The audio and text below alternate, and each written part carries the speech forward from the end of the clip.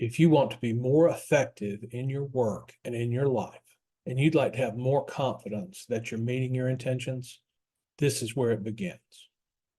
Welcome to Do Busy Right, helping you organize your information and manage your attention so that they work for you, not against you. We educate you and encourage you by discussing ways to be more effective, not more exhausted. Let's do busy right. This is the third part of, I think, a three-part series on how to implement an attention compass. This is my coaching distilled down to a three-part and 3-hour presentation. And I want you to have this so you can start implementing your own attention compass. Now, why should you implement? I'll reiterate this. I think I've said this before. I think the modern work style, I think modern technology and modern communications all work together to make us anxious and stressed about our work and our tasks, and thus where we're putting our attention. Attention compass is the system that I unearthed that directly attacks that stress. If you feel uncertain about your productivity, if you feel like stress is what drives you, if you wake up in the middle of the night wondering what's going on with your tasks, then I'm telling you that your work does not have to be this way. You can get rid of that stress and that anxiety. You can have productivity and progress at the same time you can have peace and clarity about what you're doing. Since the goal is for you to be able to implement, you need to understand what attention compass is and how it works so that you can actually begin to put it in place. So my goal is that you get this information, you get this ability so that you can implement a system for yourself. Of course, if you want to rely on me to do it for you, I'm happy to do that. You can reach out to me.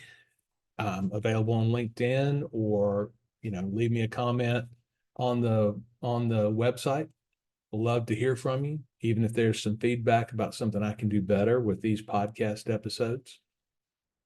And certainly there's training available. The other podcasts all help reinforce this stuff, but they're not a step-by-step recipe for how to do it. So that's what I'm trying to do with these 3 episodes. But I want you to be able to implement and experiment on your own so you can start getting the value from this. And again, that value is less stress, less anxiety, and better focus, so that when we put our attention on something, we get it done, we move on. So in the first 2 episodes, and they're already up, I did an introduction to attention compass in the first of those episodes, and we talked about the tool. And then in the second episode, we talked about 2 of the workflows. We talked about capture and processing, and those are core workflows. And now we'll talk about the other 2 workflows. And at the end of this episode, we will have covered the 5 major components of attention compass. We'll have covered the tool, how it works, why it needs to have the properties that it has. We talked about capture, processing. Today we'll talk about daily review and weekly review, and we'll do some wrap up. So we went through all of the workflows pretty briefly in the first of these 3 episodes. And so I'll just do a little bit of recap kind of on how those first 2 episodes panned out for us. So the first one, the tool. So we have a database. We can do it easily either in Evernote or in Joplin, and I can give you some technical detail on that if you reach out to me. But the point of the tool is that it has to have certain properties so that it can hold all the stuff that we're trying to get out of our skulls. And that's the key to calm, peaceful productivity, is getting it all out of your skull. So a tool needs to be able to hold all of that information. It's unstructured information. And again, I'm going back to my information management training here, but it's unstructured information. So it's a little bit hard to manage in typical I'll say database kinds of tools, but the tool is chosen, and the structures that we put on top of it are there specifically to support holding the kind of information we need to hold about our tasks and our information. So the first two workflows, which is capture and processing, are about using that tool in such a way that the data that's in the tool actually begins to behave like a backlog. And a backlog is a very good mindset to have about our work and our productivity for reasons that we got into then. And I'll talk a little bit more about that when we get to the last two workflows. And the last two workflows, this episode, are not about tending the backlog, but they're about actually using the backlog and getting value out of the backlog so that we're confident that we're doing what we need to do when we need to do it. We're maximizing our focus and thus doing our best to minimize the time commitment to deliver on the commitments that we've made to people. So these two are about really using the backlog. And so that gives you a little structure about what's going on. So the two workflows we'll talk about today are the daily review workflow and the weekly review workflow. And again, this is where you go into the tool and pull stuff out of it as compared to putting additional stuff into it. When we talk about daily review, you probably already do something that's similar to a daily review. It's probably not as detailed and probably not as structured as the workflow I'm going to give you. The point of the daily review is to make a to-do list. So to get organized, and I think we've all been taught this at some level through legend and lore, if nothing else, that if we're going to do things today, then we need to figure out what things we're going to do today. In other words, what tasks are going to occupy our time. And I think that we go about that in sort of a wrong way, and I'll describe what I mean. For most people, daily review begins and ends with the recreation on a daily basis of the to-do list. And what's in my mind is people getting out a legal pad, perforated, and writing down the things that are on their mind that they feel like they need to get done today. And I worry about that most common way to create our task list. I worry about it in terms of its efficiency. In other words, are we actually coming up with the list of things we need to do today? And I also worry about the amount of time that it takes and the amount of stress that it puts on us. And so I'll talk about that by talking about the process that we typically use, or that I've seen people typically use to create this daily to-do list. What most people do, and the structure that most people use to create it, is they sit down with a blank piece of paper. Sometimes we carry over the piece of paper from yesterday of things that we didn't get done yesterday, and sit down and they say, okay, brain, what do I need to do today? And that's really kind of an interesting question if you break it down. So we'll talk a minute about how I believe your brain works on that question. And thus, why the daily generation of a to-do list might be a bad thing. And then we'll talk about how Attention Compass works with the daily review so that we don't have to generate that list over again every day. So daily to-do, I think, is problematic because of that question. And the first part of that question is we ask our brains, what do we need to do? And I would suggest that that invites the creative brainstorming part of our brain to engage. And through that process, we wind up actually coming up with things to do. And our brain is suggesting things to us. And as I've said many times before, there are an infinite number of things that you could do today. As humans, we have more to do than we can possibly get done in a lifetime. And so your brain throws these things at you. And it can be very creative. It can be, your brain is reserving up things that it served up a week ago, like I need to learn Spanish. Well, maybe you do, maybe you don't, but having your brain consistently serve that up to you is this creative thing that's happening. And when we invite that creativity, the list that we get is really not a focused list. It's more a list of possibilities than a list of requirements. And we kind of know that. So then we add in a limiting phrase to the question. So it's not just what do I need to do? Usually it's what do I need to do today? And so we think of that today then as taking that large set of things that it's conceivable that we would do today, and then limiting it down to a number of things that make sense to do today. Make sense both in terms of time and make sense in terms of priority. But when you ask your brain about today, I think your brain defaults to its urgency mechanism rather than any sort of priority mechanism, because your brain really, I believe, doesn't think in terms of priority. Your brain thinks in terms of urgency. And this is what David Allen refers to as latest and loudest. There's a psychological phenomenon called the recency effect. And we tend to believe that something is true based on how many times and how recently we've heard it said or we've read it or whatever that is. And so this is really a core way that your brain works.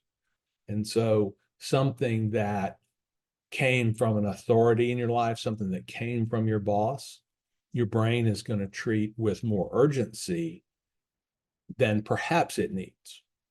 And your brain is going to automatically get into this kind of fight or flight response. And your brain's going to say, well, the boss said do it, so I've got to do it, and it's got to be done now. And when we say today, we're really inviting that part of our brain to kick in.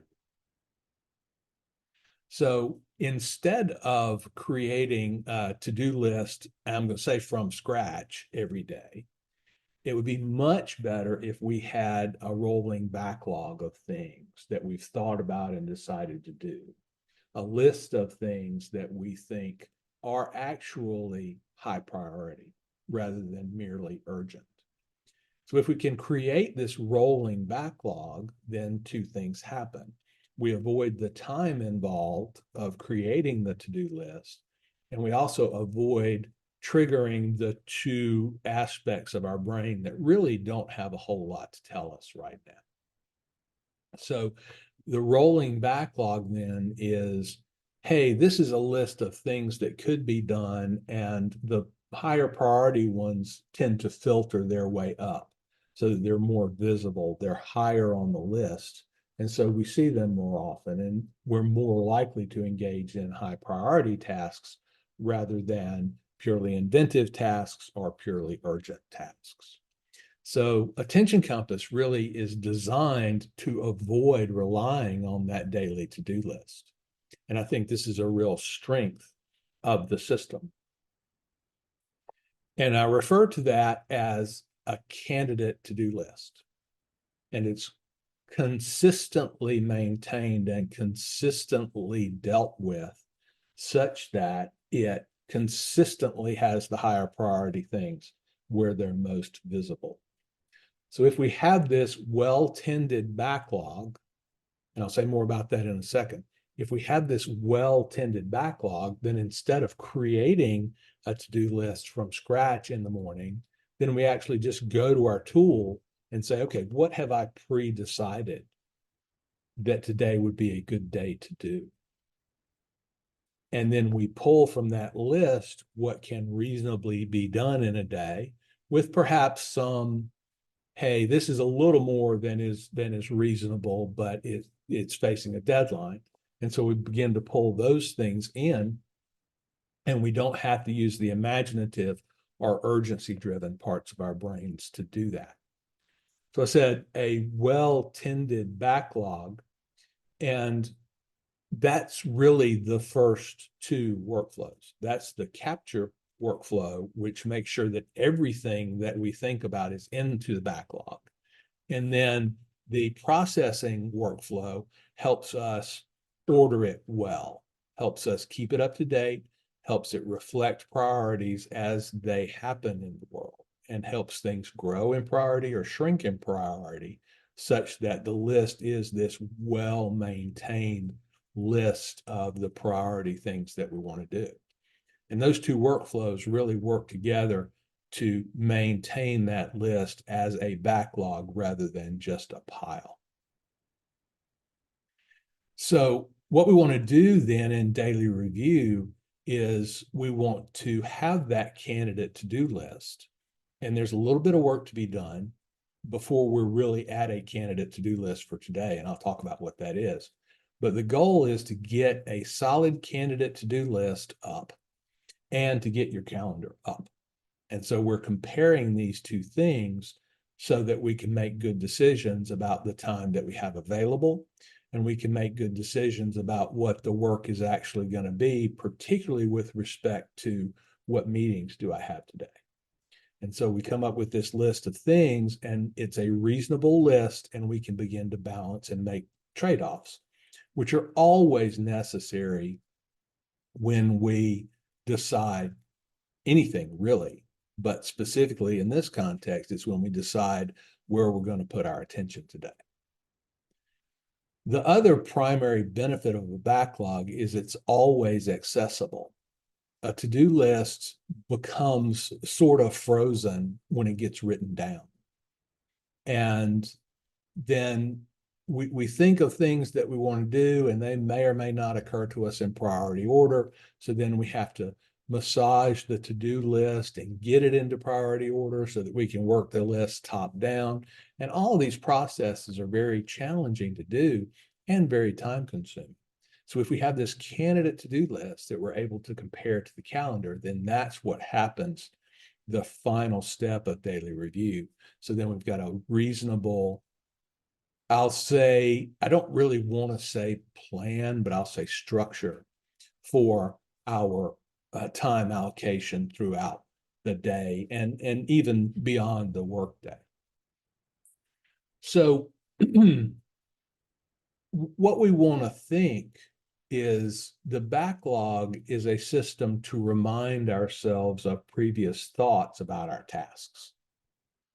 And then the question that we ask of the backlog is the following: is today a good day to do the things that I've reminded myself of? And that's psychologically, I feel, a very different question than sitting back and going, okay, what do I need to do today? Right? Because we've taken this groomed list of things, and now we're just saying, okay, what do I need to bring from that list into my structure for the next time period? And that really can be any time period, but we talk about a day because that's our natural language. So then step really one of the daily review is to tune up that candidate backlog, that candidate to-do list. And the reason that we want to bring it up to date is because things happen over time. And we want to be confident that we've dealt with the new information that we're presented with so that we can reflect the priorities. So as we're getting ready to enter into our daily review, we're checking on our information sources. We're checking on our communication channels. Maybe your habit when you get up in the morning is to consume some news outlet. Okay, well, maybe that helps you update the things that you need to do today, helps you have some priority about the things you need to do. You probably check email, chat, Slack, whatever, early in the morning as well. And that gives you even more input on, hey, has the urgency of something, has the priority of something changed? And also we can reflect, okay, now I'm closer to the deadline, so I can take more decisive action on preparing these results for our deadline. And the reason that we want to do this comparison, so when we've got a candidate to-do list, we then compare it to the calendar, okay? And we think about, well, I've got these calendar meetings that are commitments that I've made to give my attention. And I've got these things that I need to accomplish today, which are also things to which I may need to give my attention. So we pull these things out and we look at them together. And if today is a day that you've got 4 meetings, then reasonably you can only pull a limited number of things in off your backlog to work today. The alternative is when you look at your candidate to-do list, you go, well, there are more things that really need, there are things on the candidate to-do list that have higher priority than one or more of the meetings than I've previously got scheduled. Well, in that case, what we need to do is we need to renegotiate the commitment to the meeting. And as we're doing the daily review, we compare these two things so that we come up with a structure for the day. We want to do this early in the day. And the reason we want to do it early in the day is because people are forgiving about changing your commitments to them to the degree that you give them notice. And what I mean by that, of course, is if you decide at the last minute not to go to a meeting, then people react in one way. Where if you decide 6 hours before the meeting not to go to the meeting, then people can react to that and can be more generous and more gracious with you. So that's why we want to do it early in the day. Then we develop the structure for the day. That structure really does a couple of things for us. And one is it gives us a sense of, is it doable? The other is it gives us some sense of how much attention, based on the amount of time, that we can allocate to each one of these efforts that we've brought into our day today. So as we make these decisions, we want to begin to record that structure. And what I mean by recording that structure, typically what I coach is to reflect that structure in the calendar. So we've compared our calendar to our candidate to-do list. We've brought in the things that we think have priority for today. We've balanced that against the commitments that are already represented on our calendar, and we have a reasonable list of things that we think we can complete today. Recording that structure then becomes putting those decisions into the calendar. So as I'm looking at my calendar on the day I'm recording this, I have 4 meetings that together are going to take 3.5 hours. And out of my 8 or 9 hour workday, that means I've got a 2-hour work block, a 30-minute work block, another 1-hour work block, and then one more 1-hour work block. So I've got a 2-hour work block, 2 1-hour work blocks, and a 30-minute work block. And what I want to do, particularly in a shared calendar environment, is I want to go ahead and reserve that time in my calendar. I want to go ahead and put meetings into my calendar, particularly in a shared calendar environment, so that that time is reserved, so that I can at any point pull up my calendar and go, oh, I'm supposed to be doing this thing. Okay. Now, in order to do that, we really have to recognize what a work block is. A work block in my coaching, a work block is a reservation of time for myself and my own private to-do list versus meetings that are a more public kind of activity. And I want to go ahead and claim that time on my calendar before somebody else gets to it. And that somebody else can include me. It can include any of my stakeholders. In a shared calendar environment, that can happen really without your knowledge. People can put things on your calendar throughout the day. And if you go ahead early in the day and reserve those blocks, then you give the people an opportunity to say, hey, Larry's really busy today. Maybe my thing can wait. And they'll then ask for time tomorrow or the next day. And there's a good balance there of responsiveness versus structure. So we create these work blocks and we put them in our calendar. So some things are now true for us. we now know how much time we've committed to working on our own list.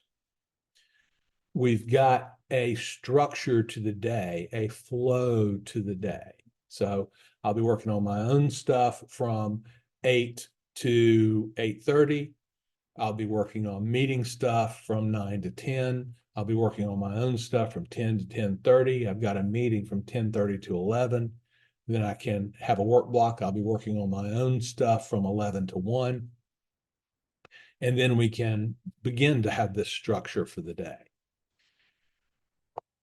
In addition, we now can say what time is available for each one of these tasks. And this is a very important idea. I think we tend to leave that question a little bit too open-ended. I think that we often will say things to ourselves like, well, I'll use this 30 minutes to push that thing along. When what we should be saying is, I'll use that 30 minutes to complete this component of that larger work task. So we now know kind of the ebb and flow of our day, when we're going to need to be away from our desk, when we're going to be at our desk, and also the amount of time that we can devote to each of the things that we've pulled in to our to-do list for the day. So we've got work blocks, meetings, and now we can begin to think about the transitions. So we want to think about, well, if I'm going from a meeting to a work block, how is that transition going to work? I need to spend a little time just taking care of the necessities, refilling my coffee, hitting the restroom, all these kinds of ideas. I need to build in a little bit of time to update my communication channels, to check on other people and see what their priority list may have done to my priority list. So then what we wind up with is a meeting, and then some time to communicate, and then a work block, and then some time to communicate, and then a meeting. Or maybe we have a meeting and some time to communicate, and a shorter work block and some time to communicate, and another work block and some time to communicate. When I say communicate, of course, I mean also taking care of the physical things and taking care of getting our mindset right for the next activity that we're headed to. And all these things really put us in a good position towards being able to work calmly, precisely, without as much stress during our workday, because we're able to succeed in doing the things we plan to do. When we utilize those transition times well, they take 5-10 minutes in between other things. And we'll talk a little bit more, I think, about that as we go forward. But we developed this in Cal Newport's language. We can develop this deep, shallow rhythm. So I consider meetings to be deep work. And if you approach them properly, then they can very much be deep work. But the meeting is a deep work. The work block is deep work. And then the shallow work is those transitional times. And we can plan those. And we can know, and it's very important for our focus, we can know, hey, I'm only going to be away from my communication channels for 45 minutes. Everything will be okay. I'm going to check them. I'm going to shut them down for 45 minutes, and then I'm going to look at them again. So can the world be on its own for 45 minutes? And the typical answer to that question is yes, the world will survive without you for 45 minutes.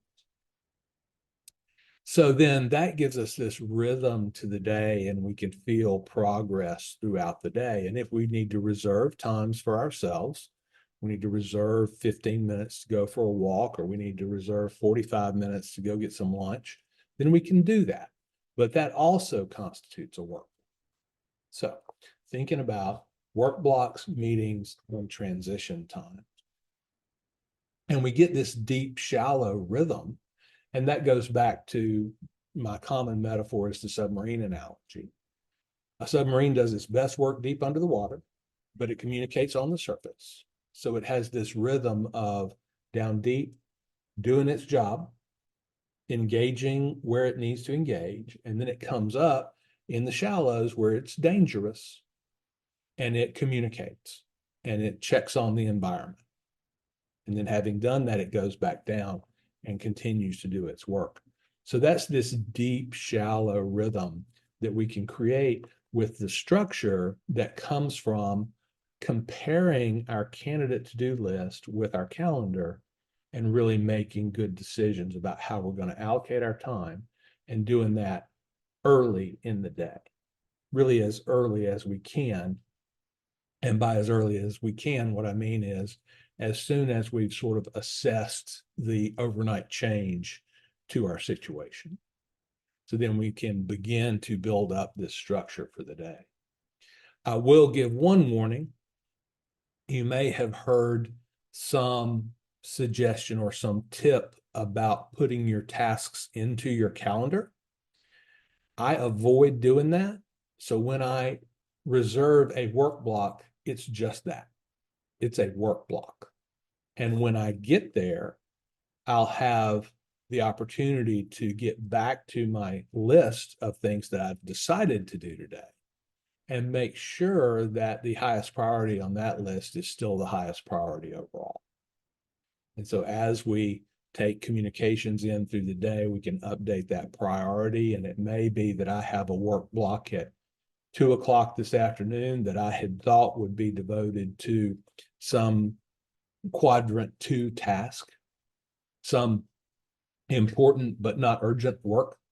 But then somebody has made some task more urgent and thus a higher priority, and I need to be fluid and be flexible and accept that change and maybe pull it into that work block instead of what I may have thought at 8 a.m. I would be doing during that time. So the trap to avoid is actually naming tasks for each work block, but instead to have your backlog, your to-do list ready at hand in the tool. And then as a work block starts, you go look at the tool and you say, what's the highest priority? What fits into this work block? Let me work on that.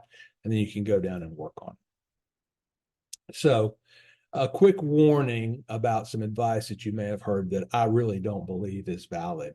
If we start recording tasks at some 15-minute time interval, then that causes our calendar to be really over-structured and thus fragile and not fluid.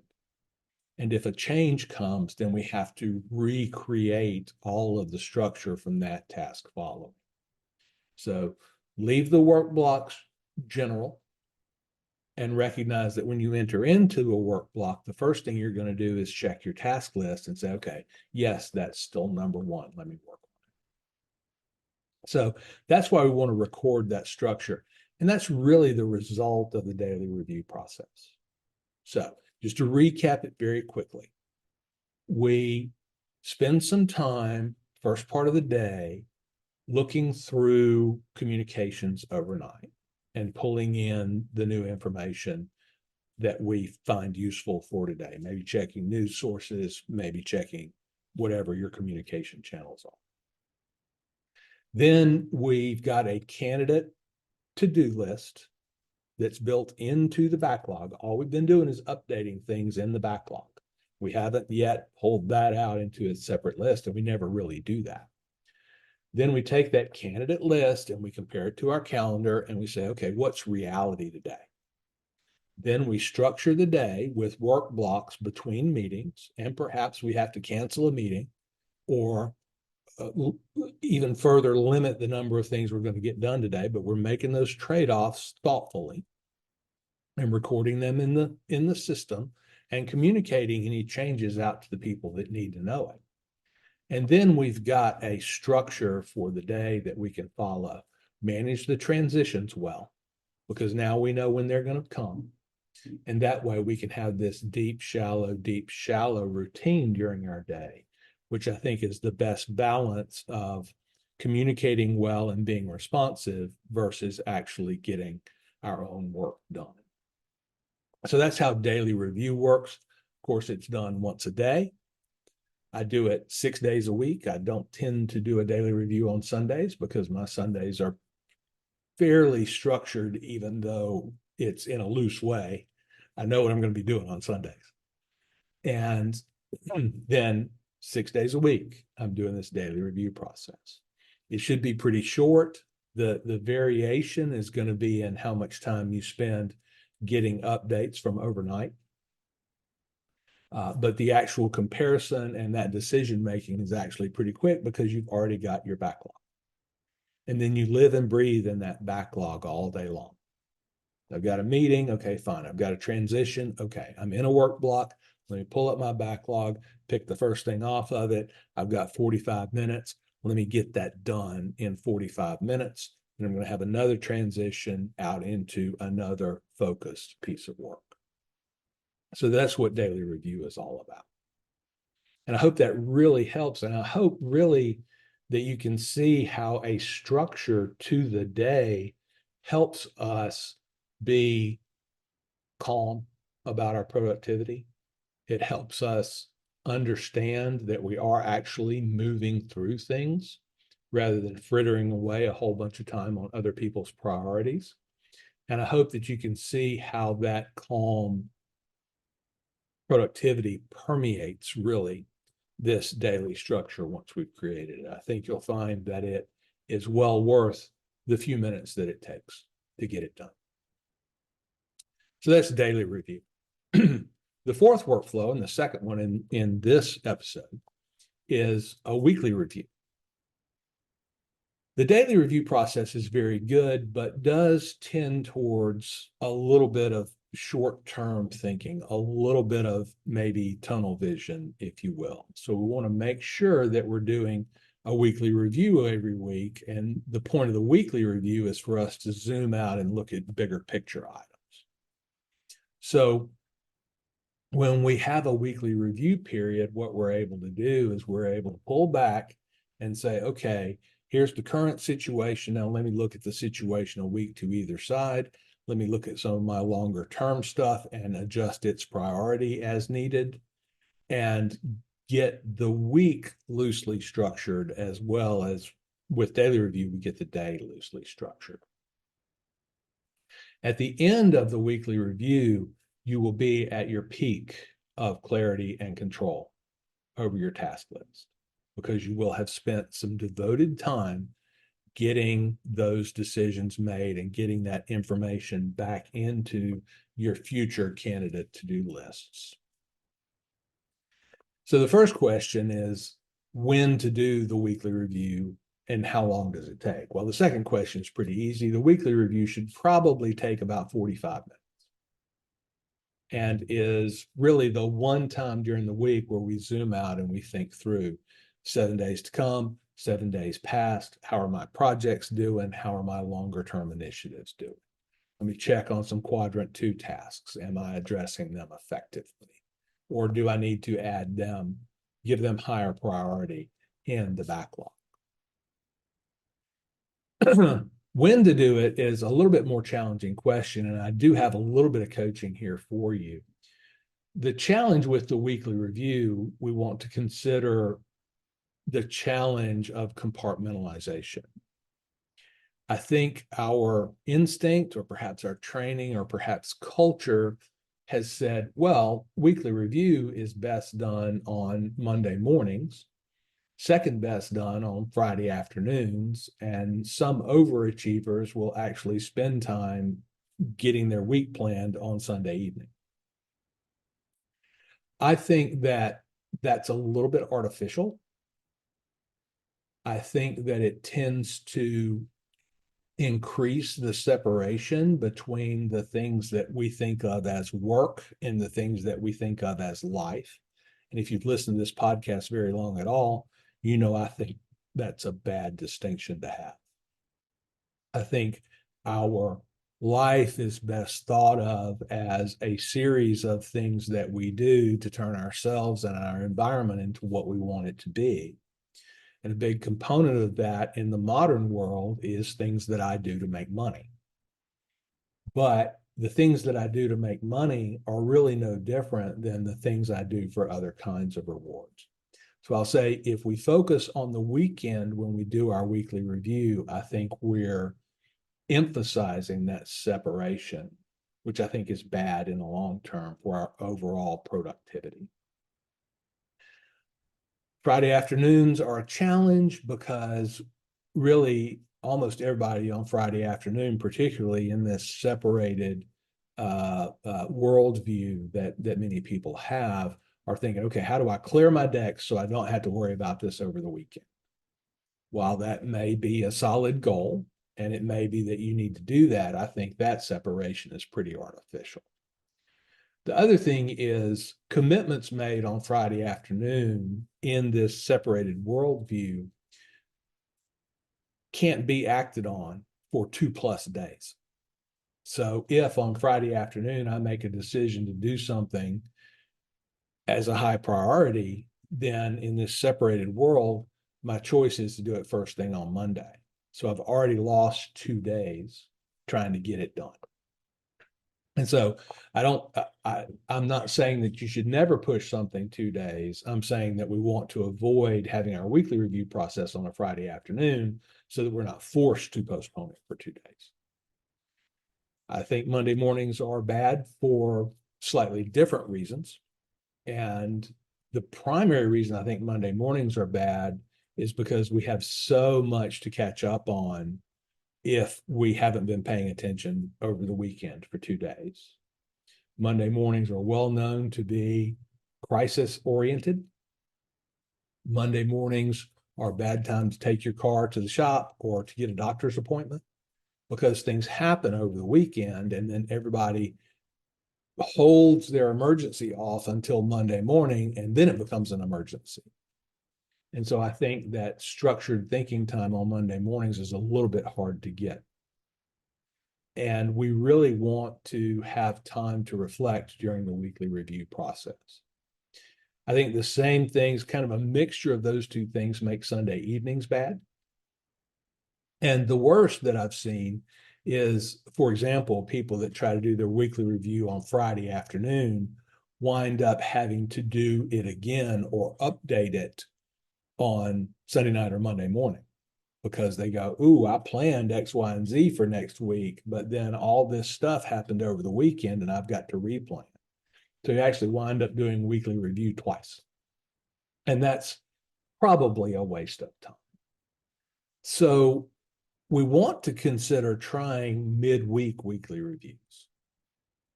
And the middle of the week is a really good time to do that because our communication tends to be up to date on, say, Wednesday in a way that it's not on it very early on a Monday morning. We tend to be more current. We tend to be more attentive to tasks than we are on Friday afternoons. So really you want to schedule it for midweek.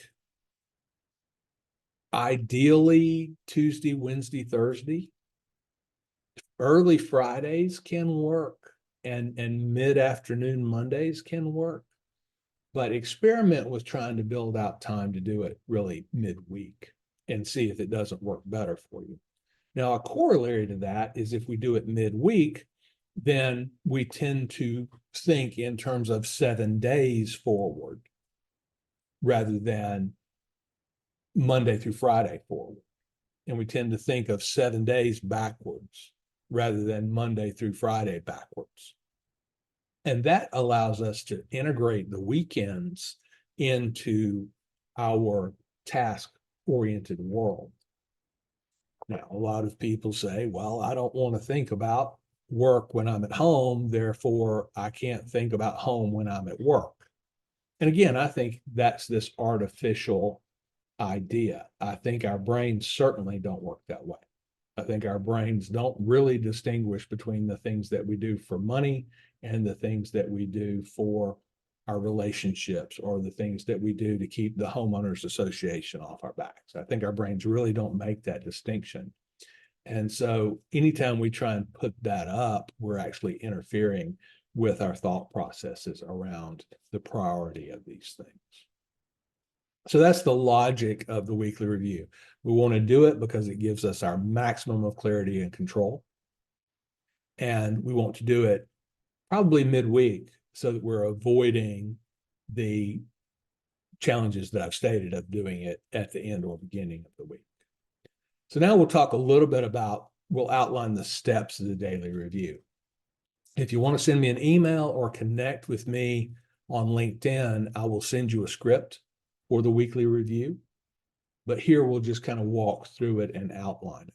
But if you're listening to this with your pencil and your piece of paper, instead of trying to follow these steps and write them down clearly defined, instead write down, hey, reach out to Larry and he'll send me a weekly review script. And then you can focus and pay attention on the rest of the logic behind each of the steps that we're going to talk about. And I'll breeze through this very quickly. Each one of these may have a little bit more detail, and we can talk about what that is. As you're doing the weekly review steps, if you have a problem with any particular one of them, then certainly reach out to me and we can walk through what that problem looks like. So step one in the daily review is we want to tidy up. We want to tidy up our physical situation. People argue about visual clutter, and I understand the argument, but I come down firmly on the side that clutter's bad, and here's the reason. Clutter attracts our attention. Our brains are actually constantly deciding not to do things. So when we focus on something, we're constantly deciding not to lose our focus. And things that are in our visual field tend to attract our attention, and we have to say, no, I'm not working on that now, I'm working on this. Now, do I have a perfectly pristine, austere desk? No, I do not. But I do have things on it that uplift me and don't tend to distract me. So I don't have a stack of bills on the corner of my desk. So that's what I mean when I say visual clutter. So we want to spend 3, 4, 5 minutes tidying up. And this is just a structured time to do that, because otherwise it's easy to forget to do it. And it doesn't have to be perfect. Just take a few minutes and exert some control over your environment so that you get in this mindset of agency and control over what's going on in your world. The second step, after just a few minutes of tidying up, is a mind sweep or a brain dump. And this is a David Allen idea, and it's terribly useful. So what we're doing with a mind sweep is we're spending time letting our brain tell us what's got its attention. So we're actually spending a few minutes saying, okay, brain, what's on your mind? Now, we do this really for clarity rather than because what your mind serves up is some sort of to-do list. What your mind serves up after you've begun to implement Attention Compass, what your mind will serve up is things that it does not feel have been adequately captured in the system. It shows things to you out of fear. And so when we do the mind sweep, what we're seeing is places in our world where our brain doesn't trust the system, where our brain hasn't allowed us to eject things into the system. And so all we're doing is we're jotting those things down. And the goal of that is not necessarily to do the work that our brain suggests, but to capture the work that our brain suggests. So what you'd see me doing in a mind sweep is you'd see me set a timer. I do mind sweep for 8 minutes. You'd see me get out a blank note, hands on the keyboard, and you would see me close my eyes, timer set, close my eyes, and start typing. Now, if you watched me do it, I've been doing the Attention Compass process now for 12 years. I don't have a lot that occurs to me during the mind sweep process. So it tends for me to be a very meditative time, which is beautiful. It's hard to recognize how great that is to have a few meditative minutes once a week. But that's because I've spent so much time and effort ejecting things out of my skull. So at my stage of implementation, if things are getting caught in my head, then that's bad. So mind sweep is there, and you're just saying, okay, brain, what has your attention? You're not judging it. You're not deciding to do it. You're not putting any urgency on it, any priority on it. You're just gathering it up out into one place where you can deal with it. Now, when you're done with the mind sweep, the timer goes off, You get back up, you look at those things, and then you begin to capture and or process them into the system formally. Shouldn't take a long time. In the early going, you may come up with a dozen or 15 things. Your mind is just full of chatter. And then you have to process and deal with those things, which might take 10 minutes, right? So in the early going, you might want to book an hour for this whole process. But after a while, what you'll see is that the chatter will diminish, the mind sweep will produce less, and thus there will be less to deal with, and you can shorten the overall weekly review process. The timer is very important because otherwise you'll stop too soon or go too long. So go ahead and practice time boxing. 5 minutes is probably plenty. If your brain can't serve it up in 5 minutes, then it must not be all that urgent, because that's what your brain operates on, is urgency. And begin to figure out what the right time is for you. Probably no more than 10 minutes. If you need more than 10 minutes on an ongoing basis, then that's probably because you need to work on your capture workflow. Right? So we've done the mind sweep. Step 3 and 3B, step 3A and 3B are to look at last week's calendar and to see if there are any commitments that you've made that maybe you glossed over, and just check and make sure that everything's tidy from last week. You'll also want to look forward 7 days and see if there are big things coming up that maybe you need to do some preparation for. Has something appeared on your calendar that's a big deal and you need to be thinking about it? This is not as specific as planning the week. It's just getting an idea of what's going on so that you can react appropriately. Then the next step is to check on the broader scope of our actionable tasks. So we have a list of things. This is further down our priority list, right? So we may get past the top 10 or 15 things on our priority list and get further down and start saying, okay, has the priority of any of these things changed? Okay, spend 8 minutes doing that part. And that way we're reacting to priority changes very, very well and very consistent. The next step is to spend a few minutes thinking about, is the process working for us? Take a few minutes and look back on the previous week and think, okay, did I drop something? Did something surprise me? If so, how am I going to adapt my system such that it works for me rather than having these gaps in it? So that's a blindingly fast overview of the weekly review process. And again, I don't expect that you've captured all that. I don't expect that I've defined all that in any detail just because of time constraints. But if you'll reach out to me and ask me for the weekly review script, then I'll send it to you. So you can get me on LinkedIn. You can comment on the blog post. You can send me email. All those different connection methods are there.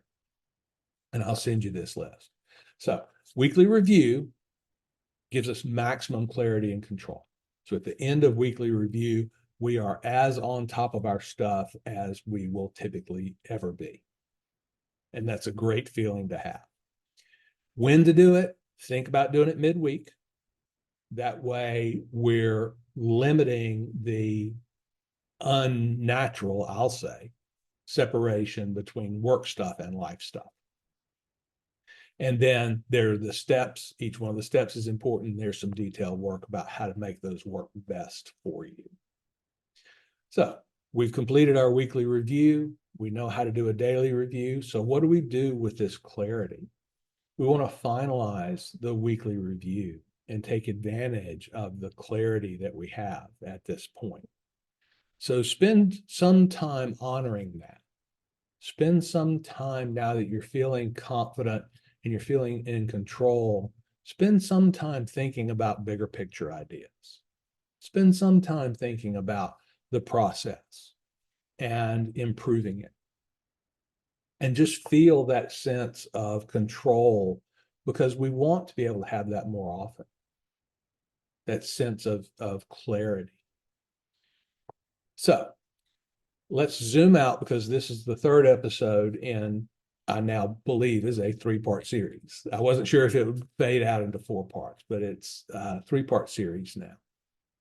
And We've looked at really chunks of the system. So the first episode in this series is about the tool. If you need to go back and review that, understand why the tool is set up the way it is and how it works with these workflows that we've talked about, there's also a quick review of the workflows in that episode. In the previous episode, we covered the first two workflows, that's capture and processing. And these are the workflows that allow us to manage our backlog of tasks and information very well. It allows us to eject things from our skull such that they're out in the world and we can actually act on them versus getting them stuck in our brains where we can't act on them. And then processing is the part that helps us keep the backlog in some sort of reasonable order, typically by priority. Then we talked about the daily review and weekly review, which are ways that we utilize this backlog that we've created to give us this sense of calmness and control over our work. So we talked about daily review and how that works to give us some structure for our day. And we talked about weekly review and how that allows us to zoom out into the big picture and make sure that the larger things aren't getting lost, that we're not losing the forest for the sake of the trees. Make sure you notice that Attention Compass is a system. What I mean by that is the workflows and the tool work together. It's very difficult to isolate problems to one part of the system. And I've seen this in my coaching, and people will have a problem in one area of the system that's actually caused by a failure in a completely different workflow. So notice that that's what's happening. I don't think any of these workflows are optional. I think all of the workflows are necessary. I tried to skin it down to its core essence. And I've tried really hard not to give you a workflow that's just a waste of time. So recognize that that system is there. Work each of the workflows as well as you know how, and just recognize that they can be interconnected. If you struggle in some area, again, reach out to me. I'm always happy to talk about this stuff. And I'll see if I can give you some coaching, or maybe we need to ease over into a more structured relationship in order to get you where you need to be with Attention Compass's calm, control, and clarity about your work. So this 3-episode package, I wanted to deliver it to you. I'm very happy that you now have access to all this information, because I really want you to implement a system. I don't want trying to get time with me or finances to get in your way of doing this. I think that once you begin to implement, you'll see the power of the system, and that if there's any tweaking that needs to be done, that we can get together and do that. And you'll recognize how important it is to have a system like this in place so that you can rely on it and trust it, so that you can achieve your maximum productivity along with calm control. If you haven't listened to the previous 2 episodes, I highly suggest that you go back and do that, because it is a system and all these pieces work together.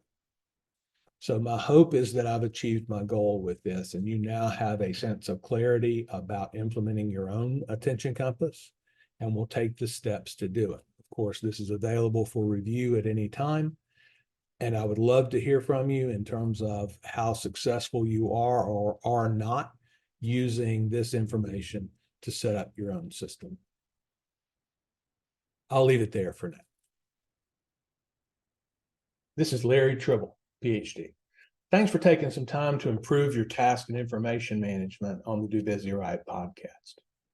The show is dedicated to helping you think about how to get better at working.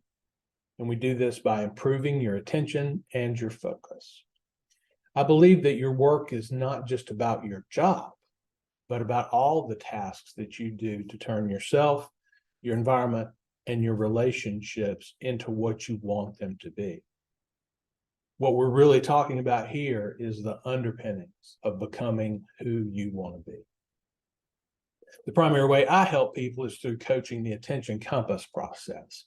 Attention Compass is 4 workflows and a tool set that support our information, task, and attention management. I help people with big goals to build habits that put them in a position to achieve.